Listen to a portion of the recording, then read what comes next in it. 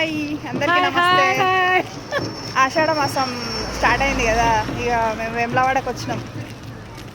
అన్ని దర్శనాలు చేసుకున్నాం. కొండగట్టుకి వెళ్దామని ఇక మెల్లగా నడుచుకుంటూ పోతాను. బస్ స్టేజ్ వాకింగ్ చేసుకుంటూ పోతాను.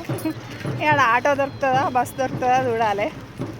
మంచిగా వెనకాల ఇక పోచమ్మ బోనాలు అన్నీ, ఆషాఢం బోనాలు అన్నీ అవుతున్నాయి.